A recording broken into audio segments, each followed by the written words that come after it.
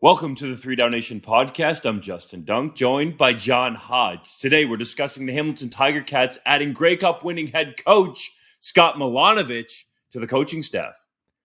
Simon Fraser University's football program potentially being reinstated. The Ottawa Redblacks signing Bralon Addison.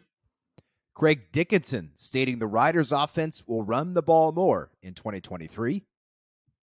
And the Ticats releasing a former first overall draft pick. But first, Levi Mitchell and Cody Fajardo addressed the media for the first time at training camp with their new East Division teams. Mitchell spoke about the pre-existing culture in Hamilton and wanting to prove he belongs, while Fajardo talked about his comfort level with Jason Moss and wanting to prove all of his haters wrong. What did you make of those comments, Hodge? Well, let's start off with Bo. And Bo has been in this league for a long time. He knows how to speak to the media. He is a savvy, intelligent guy, a very mature guy, and it's clear why the club brought him in from a leadership standpoint. I also thought Orlando Steinauer's comments were short and very clear. When asked about Bo, he said, this is a quote, "Football means a lot to him. He's a competitor. He's going to hold people accountable. He wants to be held accountable." Close quote. I don't know if that's him maybe throwing some shade at Dane Evans' way, who maybe wasn't keeping himself accountable, maybe wasn't keeping others accountable. But it's clear that Bo has arrived in Hamilton and is ready to take that leadership role by the horns. I also thought it was interesting. He was asked about the Calgary Stampeders immediately, and he wouldn't even say the name Calgary, wouldn't even say the name Stampeders. He simply said, "I'm just talking about the team that I'm on," and controlled that. And then instead of answering the question, kind of answered a different question. Cody Fajardo ran into the question where he wasn't even really asked about the Riders. He was just he ran into the question with a sword drawn and oh my goodness. And to his credit, he said lots of great stuff about learning French, and he ordered breakfast in French, and he got a bagel with fromage and if and you know, obviously it's great that he's learning the local language and embracing the culture in Montreal. But in one media availability, he came out and he basically said, you know, step one, I'm here to prove my haters wrong. Step two, he admitted they had a down year with the Riders in 2023 or in 2022. And then thirdly, he said 500, which is the record the Owls have had the last 2 years, isn't good enough. Like, this is a team that just lost a ton of talent due to an offseason ownership crisis. And he's out here talking about how going 9-9 would not be good enough. And then he also said, Dunkster, that they have to start well because they're talking about getting fans back and the optimism about the new coach, the new owner, all that stuff, new president.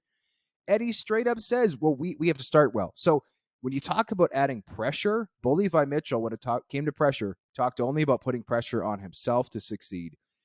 Cody Fajardo talked about putting pressure on the team to not only win more games than they lose, but to win them early, which is a big, big goal for a team that, frankly, lost a lot of talent.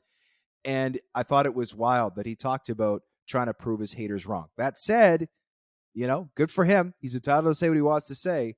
Now he's got to go out there and prove it. The major difference here for me, Hodge, is the proven championship mentality of Levi Mitchell and the adjustment that he's making in his career to a new team and a new city. As you alluded to, didn't even want to mention or talk about anything related to the Calgary Stampeders. He has wiped that slate clean, and he wants to prove himself both as a player on the field and as a leader to that Tiger Cats locker room. Meanwhile, you have Fajardo still talking about and alluding to his time with the Riders. And this is something that I talked about throughout the season last year and even in the offseason, that I felt like Fajardo needed to either go to a mental coach or change his thinking here. But it's very clear that the same thinking has gone with him from Saskatchewan to Montreal, because he's still talking about his time there. Levi Mitchell was a superstar with the Stampeders for a decade. He won multiple Grey Cups, multiple CFL MOP awards, and is a legend in that franchise forever. And he won't talk about any of that time there because he's so focused on the present moment, while Fajardo is still thinking about what has happened in the past. In pro football, all that you can be worried about, and it's so cliche, is the next play.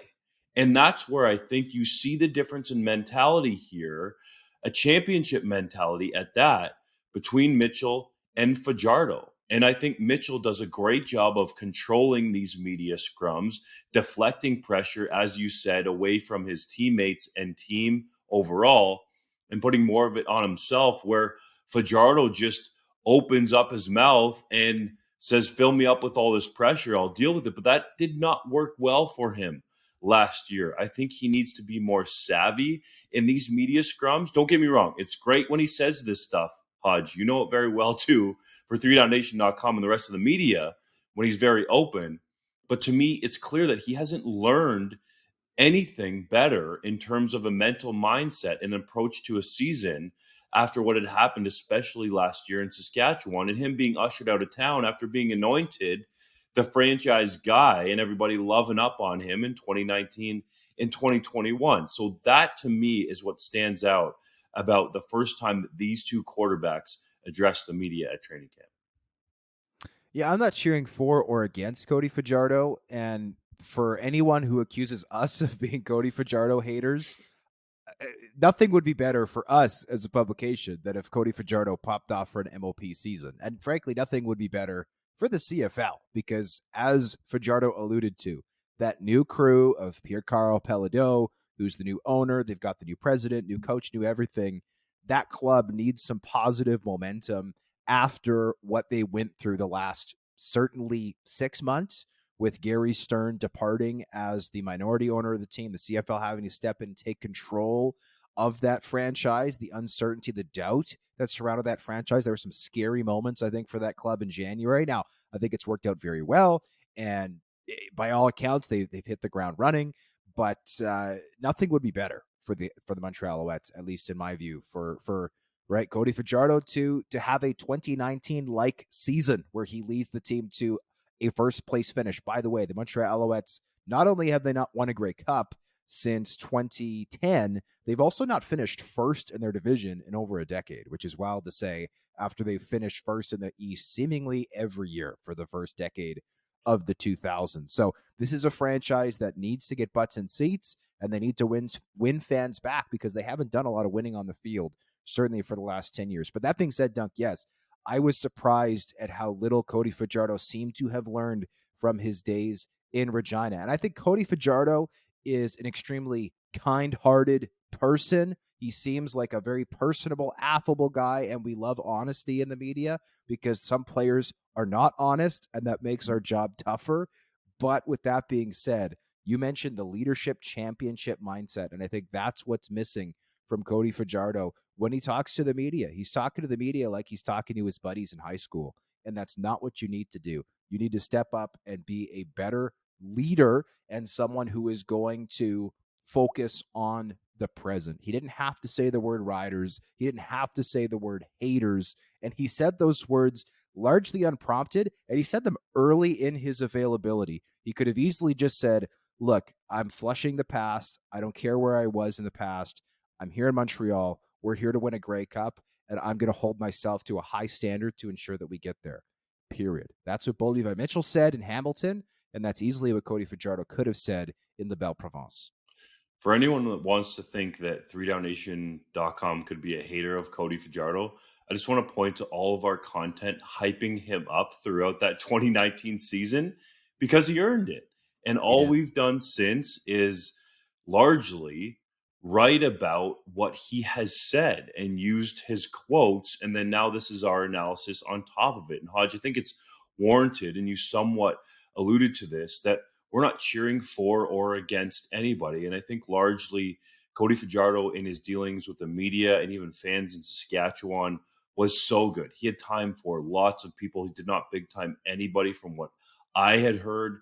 He had treated me very well personally until it turned the other way where he had to deal with some adversity. And that's where I think that's a missed opportunity. If he didn't change his mindset going into the season, there's no real proof of that yet. Perhaps it will when the games start, but we're not cheering for or against anybody. I really think that needs to be stated and doubled down on. And I just hope that Fajardo can play some great ball because I think he has that kind of capability. I actually think Montreal potentially got a steal and a great value in adding Cody Fajardo versus potentially re-signing Trevor Harris for $500,000 or even more. That's a contract he got with Saskatchewan for 2023 was $500,000. Cody Fajardo can make up to $425,000 if he plays and starts all 18 games. He's got to make about $54,000 of that in play time. So I like the value for Montreal, and I do think Cody Fajardo, when healthy, has a lot of upside to be a really good quarterback in this league because he's shown it in the past. One final thought I will share on this is when you let in that outside noise to build you up, like Cody Fajardo did in 2019, it's impossible then to shut it out, right? When the narrative and the energy surrounding you turns negative, as it did certainly in 2022, to a lesser extent in 2021 for Cody Fajardo. So this is a quote that struck me when I was talking to Anthony Bennett out of the University of Regina at the CFL Combine. I'm paraphrasing, but essentially he said, as a player, you have to ignore the media because the media will love you until they get the chance to shoot you down. And it's wild to me that he learned that as a college player, originally at Florida Atlantic, before moving on to the University of Regina. He's coming out, yeah, he was 26, one of the oldest players in the draft, but he's still going into a CFL rookie season, ended up being a first-round pick to the Winnipeg Blue Bombers. But clearly he's someone who gets it. As a prospect, he was saying, I'm not going to let the media hype and positive energy build me up because if I do that, they're going to potentially, if I do badly or something bad happens, going to use that exact same power that they have over me in a positive way to turn it negative. So he's shutting out all the noise as a CFL rookie, and Cody Fajardo might be smart to do the same thing. But we'll have to wait and see. If Cody Fajardo comes out this season and plays some fantastic ball, we will be the first ones to heap praise on Mr. Fajardo in his new digs. Dunk, I was at training camp with the Winnipeg Blue Bombers on day one, and I know you were in Guelph to check out the Toronto Argonauts training camp this week. What stood out to you with the Boatmen? It had to be Chad Kelly, and he was geared up. He had his helmet on, shoulder pads, and pants. And for the uninitiated, players did not have to have that on during practice. He was one of a handful before they actually put the shoulder pads on about halfway through their practice that I was at Alumni Stadium. But he was geared up from the get-go, and I think he's really treating this opportunity in the right way. I talked to some people around the Toronto Argonauts on the coaching staff and in the personnel department as well, and even the support staff. And by all accounts, Chad Kelly is doing the quote right things. And I hate that because there's not much analysis in there when you talk about that. But some of the right things that I was told that he has done, for example, is spend a large part of his offseason in Toronto, for example, throwing to Davaris Daniels and Dejan Brissett, developing a rapport there, studying film from last year. And you could see the vocal leadership difference in Chad Kelly at training camp, albeit it was only one practice compared to last season, though, because McLeod Bethel Thompson isn't there anymore. He was really encouraging his teammates play after play and wasn't letting them have it if there was a bad play in between, but it was consistent. So that's what I found and then also noticed about Chad Kelly, who is getting lots of media hype, speaking of that subject, from us and many others around the league covering the CFL. And I think it's warranted based on what he's done in the offseason and now into training camp.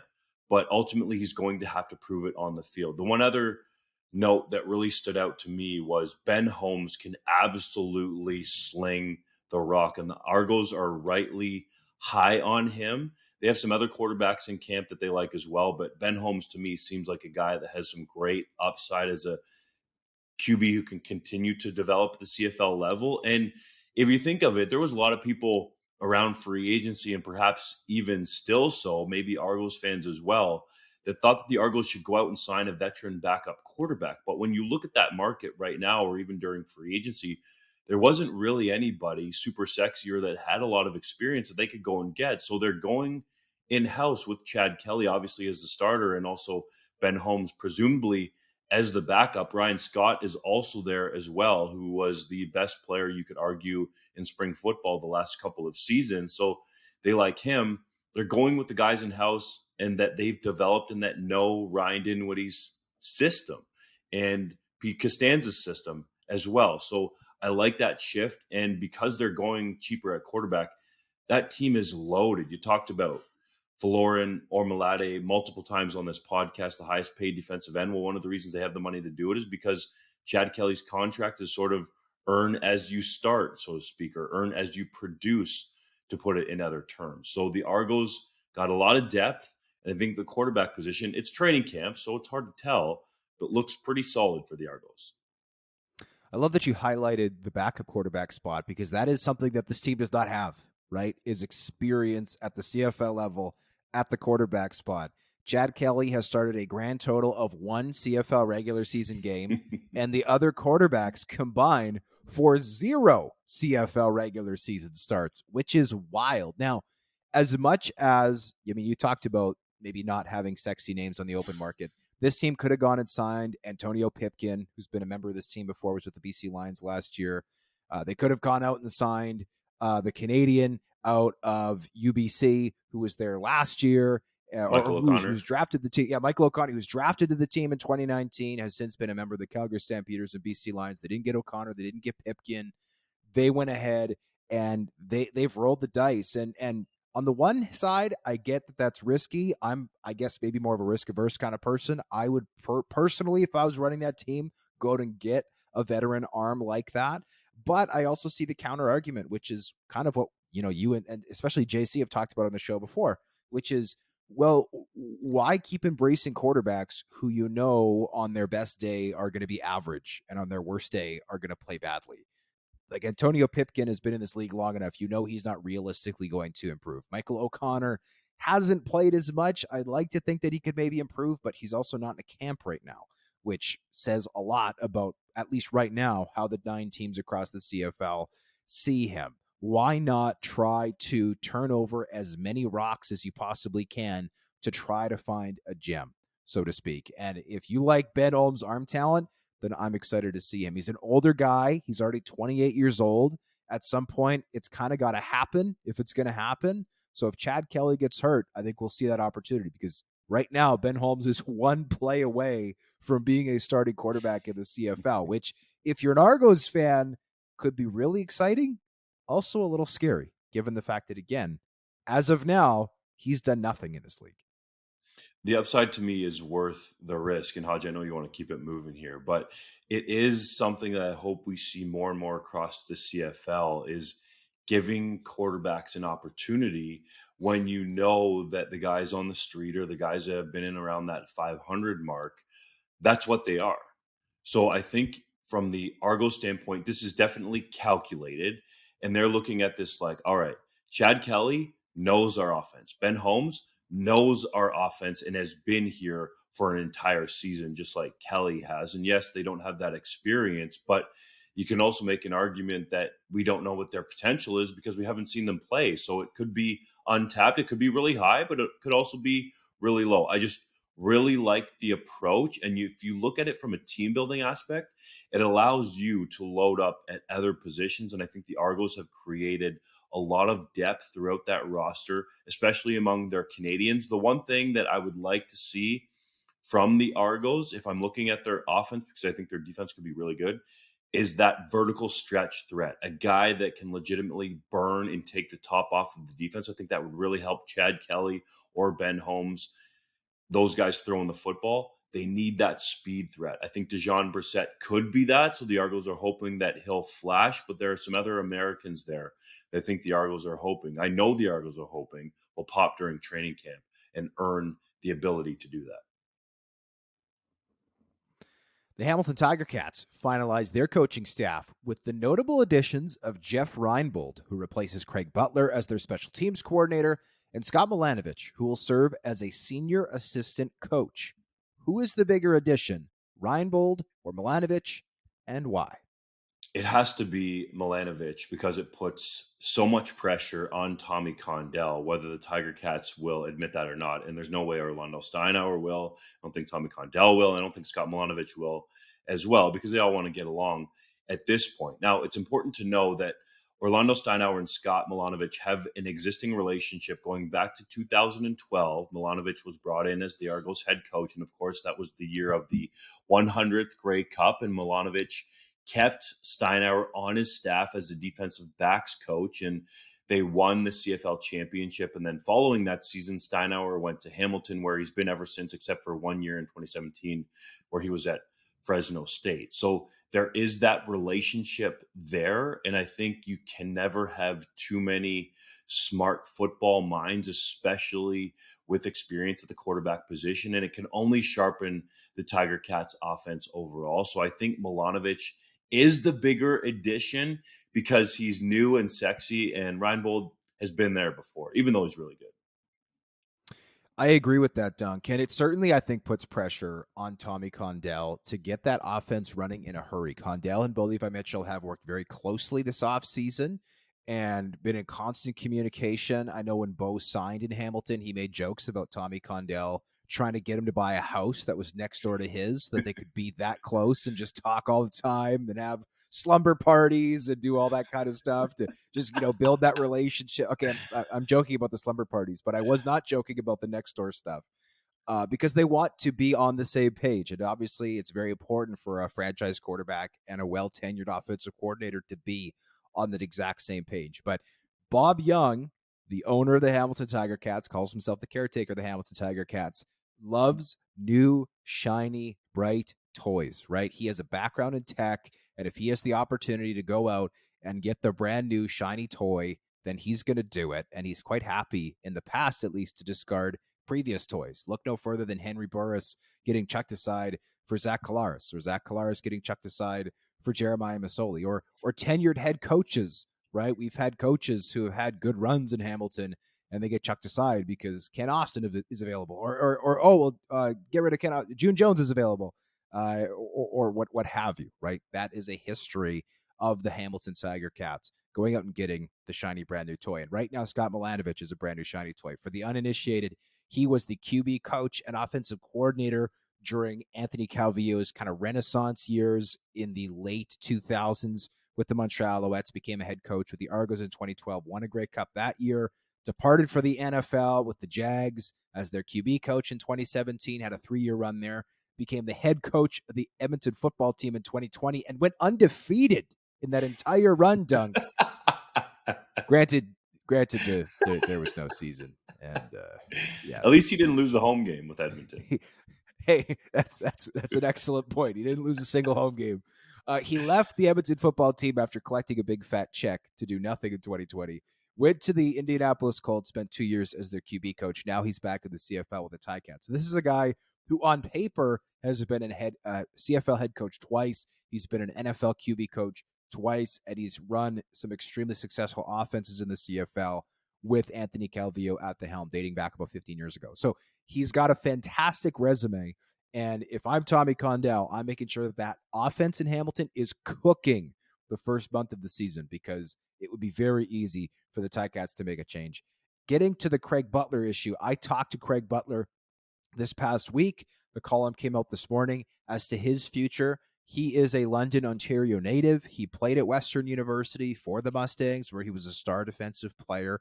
He has lots of coaching experience, been coaching since 2017. But Dunk, Butler is only 34 years old. He is a guy, he's got 2 kids. He's got a 5-year-old and a 2-year-old. Taking a step back from the Ticats, he said, is all about family reasons, wanting to spend more time with his family. The family had lived in Hamilton for many years, signed with the team as a free agent in 2014, and played there for 4 years until his career was derailed and he made the transition from player to coaching. But they actually moved to London, Ontario about a year ago. So this past season, he was commuting back and forth about 90 minutes, and sometimes staying overnight in Hamilton for some of those, late night, early morning type of times. And obviously for a young man with a young family, that is far from optimal when it comes to work-life balance and getting the opportunity to see his kids. He told me that his wife essentially was a single mom. 6 months out of the year. And he just didn't feel as though that was fair. So kudos to him for taking a step back to be with his family. That's obviously what he wanted. I have spoken to people, and Butler just said he was open to coaching opportunities in the future, be it CFL, be it U Sports, whatever. I have spoken to other people who have speculated that Butler could be in line for a coaching position at his alma mater of Western. Greg Marshall, the fantastic head coach that program has had for many, many years now, is not going to coach forever. And so I've also heard speculation that Butler could potentially be in line to replace him as the head coach at what has arguably been the most dominant U Sports program over the last 20 years. All due respect to Laval, who have also had a great run of success during that time. Craig Butler is a fiery competitor and one of those up and coming coaches that we hopefully can keep coaching football in Canada. He probably has the ability and upside to even go to the United States, but I think for family reasons, he'll probably stay in Canada, and would make a lot of sense for Western to bring him in there. Greg Marshall will probably coach for as long as he wants and then hand the program over to someone that he really trusts. So I hope that this all works out well for Butler. Getting back to Milanovich for a second, though, it should be noted, and I know he hates talk about his contract and statuses and stuff like that, but he could have took a year off, collected his year of salary from the Jacksonville Jaguars that he was owed, played golf in Florida, and done whatever he wanted. But he loves football this much that he's with the Tiger Cats. And from what I've been told, there can be offset language in these coaching contracts to essentially allow Milanovich to be paid for future years, because anything that he would have earned this year would have been knocked off those checks coming in from the Jacksonville Jaguars. So he could have sat on the sidelines, done whatever he wanted, with his family as well, but he's decided that he wants to continue coaching and is with the Tiger Cats. So I think it's a big addition for that team in the Steel Town. Small detail. You said the Jags. He was just with the Colts. I think he mixed those up, just to be clear. Oops. Yeah, I don't know why I'm thinking the Jags. Was he with the Jags before the Colts? He was with the Jags from 17 to 19, then came to Edmonton, then was with the Colts these past 2 years. By the way, the Colts connection was Marcus Brady. Marcus Brady was a backup quarterback with the Montreal Alouettes in the late 2010s, and then got into coaching. So they coached together in the CFL. Brady was the OC in Indianapolis in 2021 when Milanovich was hired as the QB coach. So, sorry, I just wanted to touch on that. I think you just misspoke. Yeah, appreciate you, bro. No, it was the Colts. And on that Marcus Brady note, Marcus Brady gave his recommendation, at least, to the Argonauts for Chad Kelly, because Chad Kelly spent time with the Colts, I believe it was a couple seasons before he ended up being out of the NFL. So that should bode well for Kelly's future as well, because Marcus Brady is still in the NFL. He was only unemployed, I think it was for less than a week before catching on, where he still now is with the Philadelphia Eagles. So Hodge, appreciate your correction, my man. The 5 Simon Fraser University football players who filed an injunction to try to prevent the cancellation of the school's football program lost in court, but it appears as though the team has been saved after all, as SFU has committed to at least exploring the reinstatement of the program. Hodge, you've been all over this story.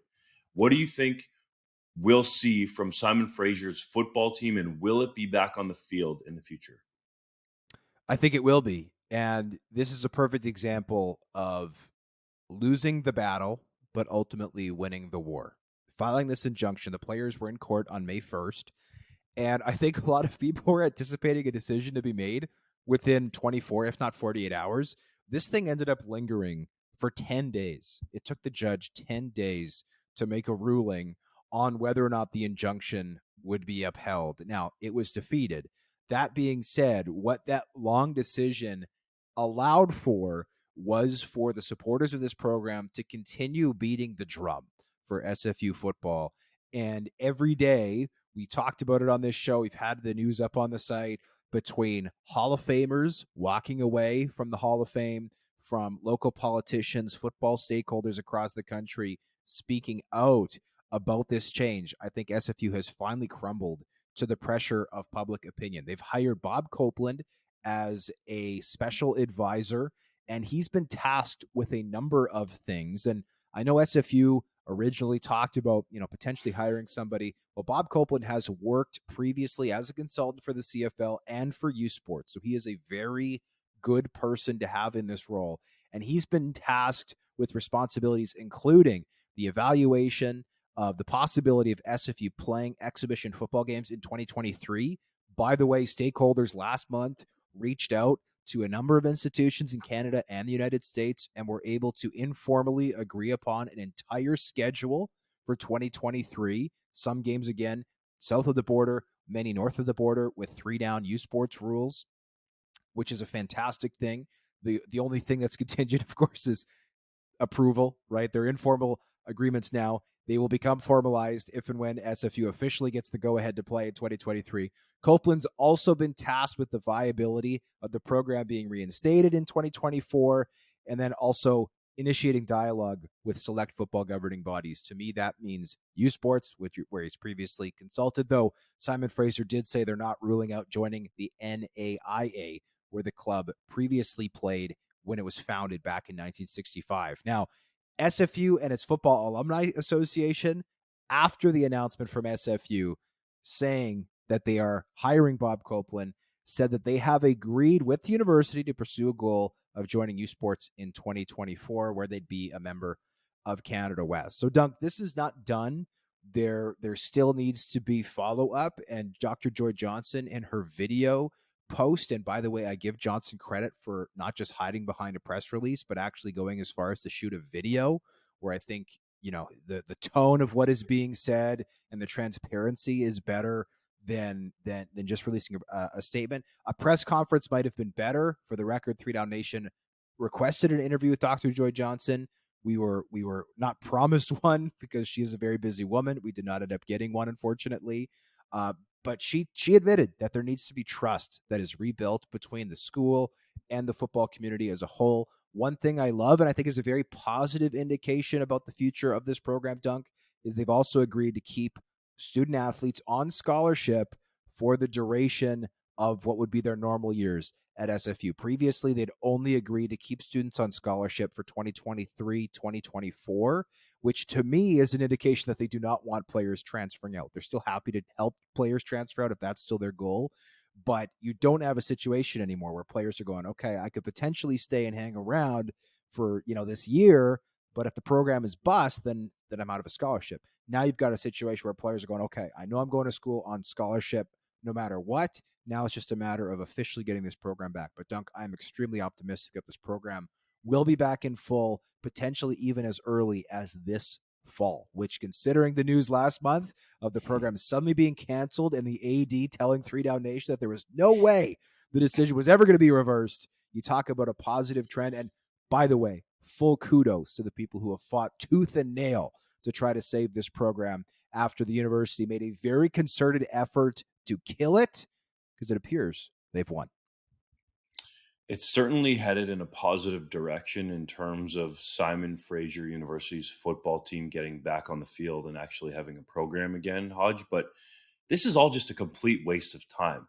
Why were these conversations not had before the program was abruptly canceled?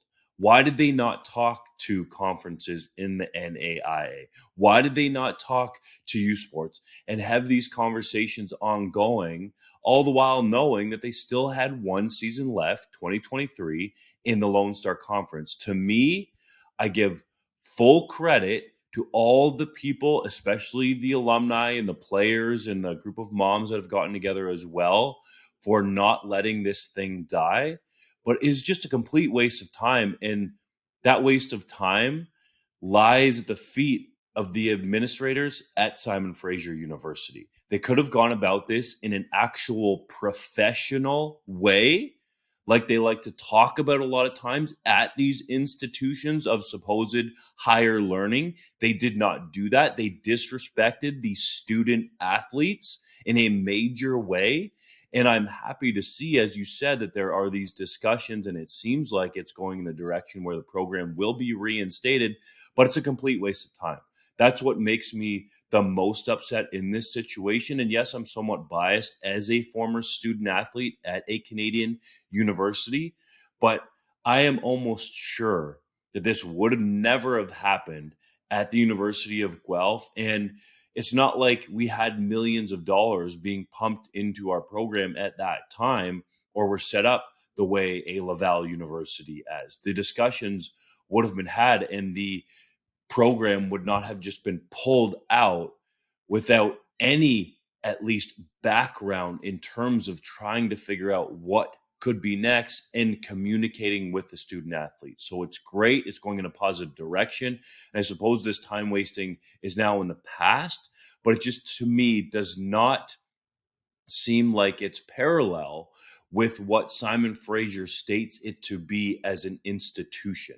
That needs to change in the future, and I really hope that change is instituted by Dr. Joy Johnson and everyone beneath her in terms of the administration. I'm going to completely 100% disagree with you, Dunk. I agree with you wholeheartedly on the SFU issue, but I think that this process has been an extremely well used source of time and energy, because what this has done is this, and I'll call it a crisis. I don't think it's hyperbole to call it a crisis.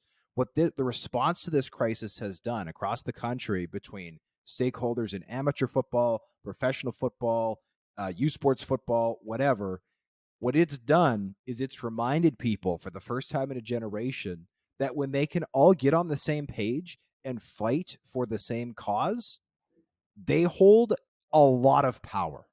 And too often in this business, when a change needs to be made or progress needs to be made, there are too many people with too many egos to all get on the same page or get in the same room and work for a common goal. And so, what this has done, first of all, is it's shown any other school in the future who might want to cancel a program in a way that lacks accountability that they're going to have a hell of a time doing it, which is a very strong dissuasion from anybody who wants to do that. The second thing is it's done is I think it's reminded, not empowered people, but I think it's reminded key stakeholders of the power that they hold. Because when they all get together and agree that something is not right and they want something to change, they have that power. I'm not sure they realized that. I'm not sure they needed, I think they needed the reminder. And so, as much as, yes, this does feel like a waste of time because at the end of the day, we're replacing SFU football with SFU football, I think the process is very worthwhile for both of those reasons, because we haven't had a crisis like this in a long time. And frankly, we need to be doing a better job. And I'm including the media in this. We all need to be doing a better job in this country of promoting football and making sure that football is in a healthy place, because football matters to millions and millions of Canadians. And it's easy to forget that sometimes.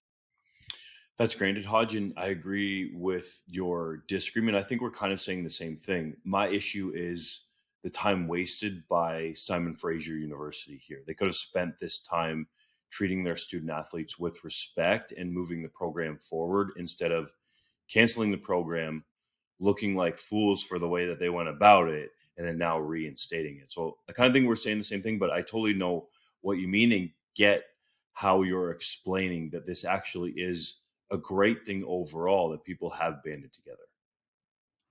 I think it's a good process to go through. I think that's the right way to say it. As much as, yes, the administration at SFU should feel ashamed for how this all went down. The Ottawa Redblacks signed Bralon Addison after he was released by the Hamilton Tiger Cats. Do you think the former All-Star will be able to make an impact in the nation's capital?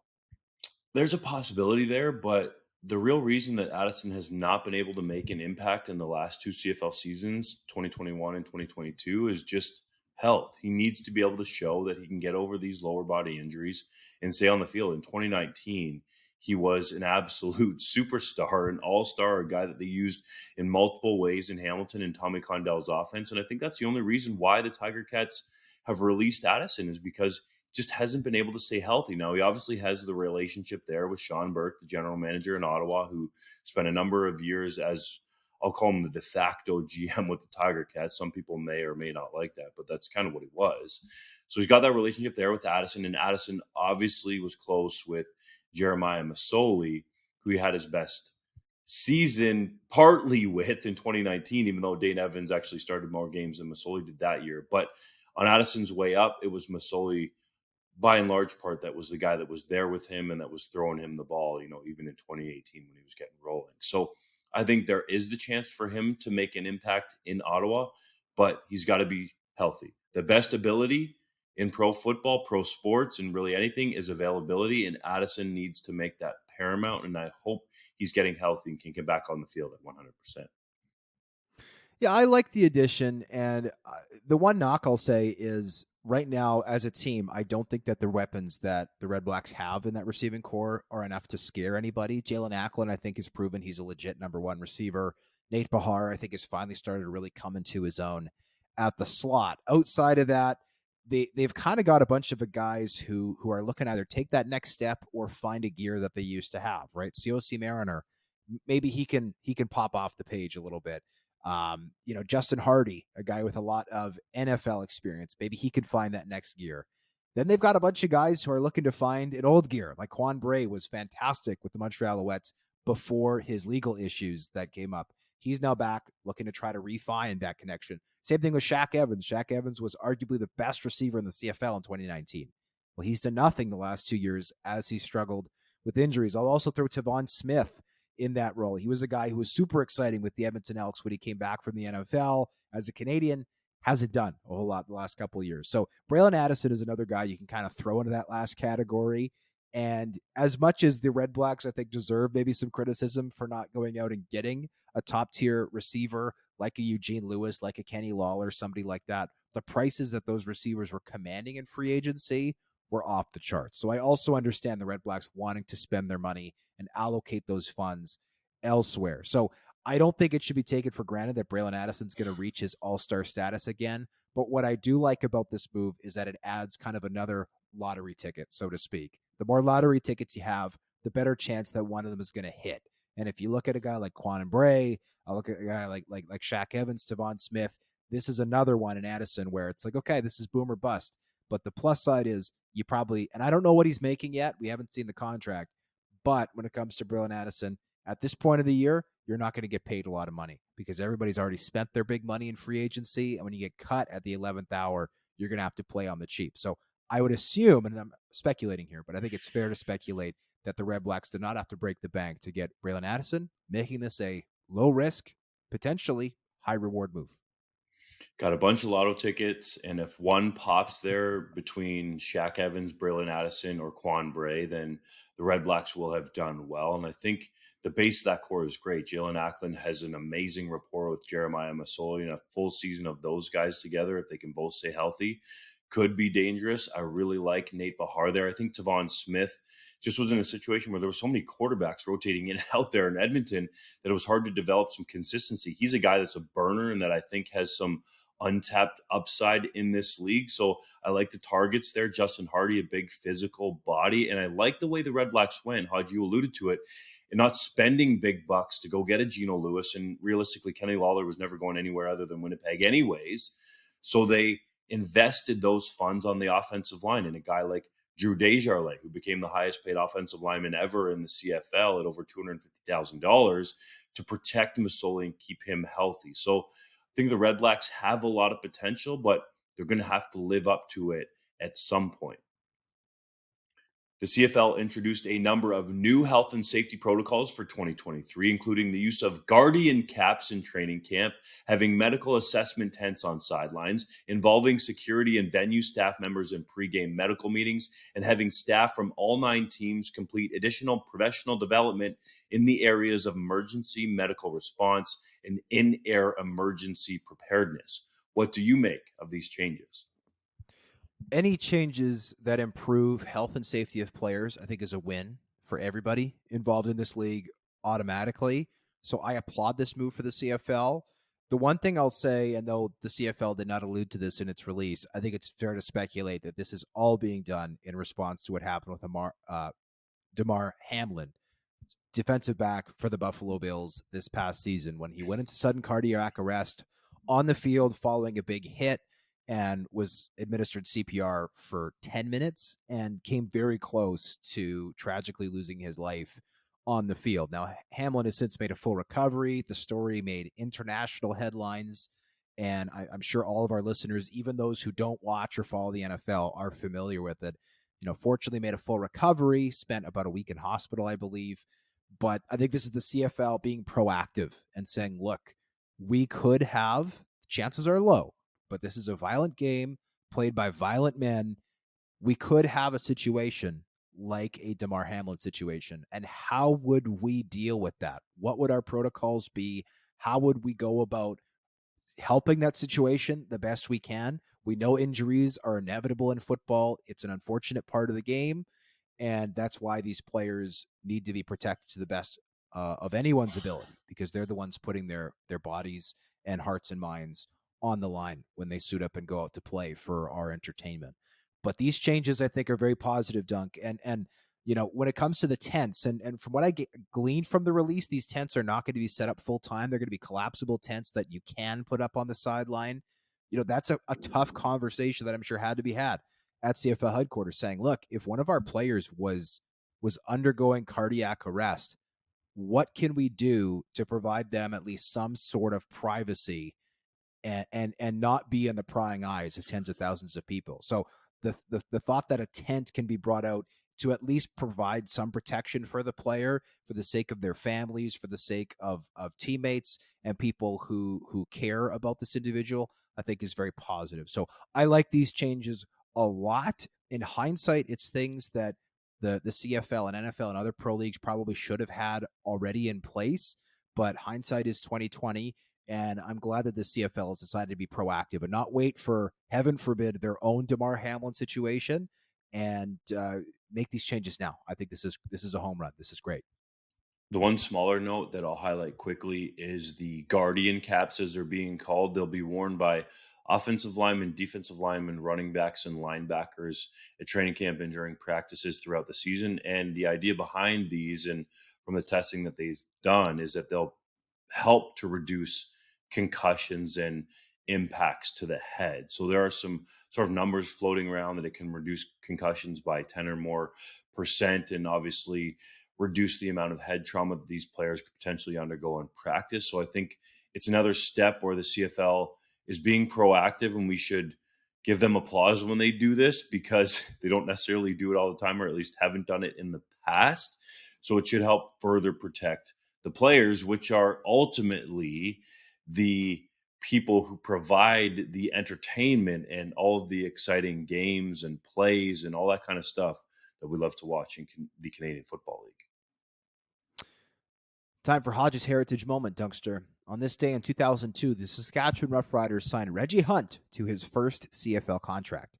The native of Denison, Texas, recorded 497 total tackles, 27 sacks, and 5 interceptions over 6 seasons with Saskatchewan from 2002 to 2007, and was a 4-time West Division All-Star. Hunt's best game came in 2003 when he recorded the most single-game tackles in CFL history with 16, a record that stood until 2019 when Simone Lawrence topped it, making 17 tackles in a Hamilton Tiger Cats victory over the Winnipeg Blue Bombers. I'm curious, Dunk, what do you remember about Reggie Hunt? I remember Reggie Hunt flying around the field with that swaggy visor on and looking scary, and thinking, because I was playing, I think it was university or high school football at the time, that I would never want to see that dude on a field. And obviously that never happened because I never made the pros. That's a story for another day. But Hunt was an elite linebacker at his position and could move. I hate the cliche because it's used all the time, but legit sideline to sideline. And with that visor on, oh me, oh my, look good, feel good, play good.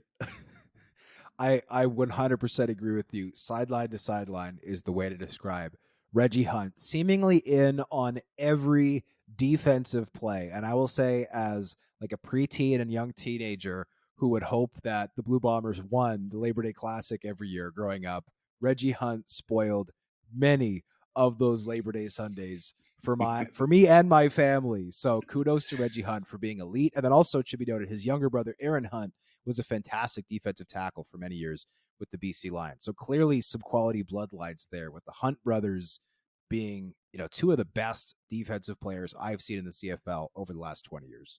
So what you're saying is the Hunt brothers were great hunters. They were on the hunt. That is 100% true. Yes. Let's get to the 3-minute drill. Legendary CFL quarterback Kevin Glenn has been named the head coach of a Detroit area high school football team. Is that a smart hire? I think it is a smart hire. And in the spirit of his CFL career, I think Kevin Glenn should try to become the head coach of every Detroit area high school before he decides to hang him up, because the man knows how to get around from team to team. The Tiger Cats released Canadian tight end Jake Burt just 2 years after taking him with the first overall pick in the 2021 CFL draft. Is that a surprise?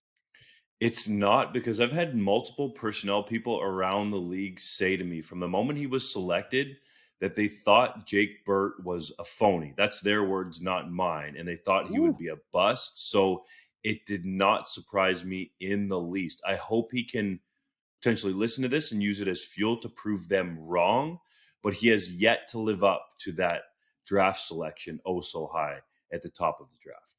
Calgary defensive lineman Mike Moore, Ottawa receiver Lamar Durant, Hamilton receiver and special team standout Levi Noel retired instead of reporting to training camp. Which player is the biggest loss for their team?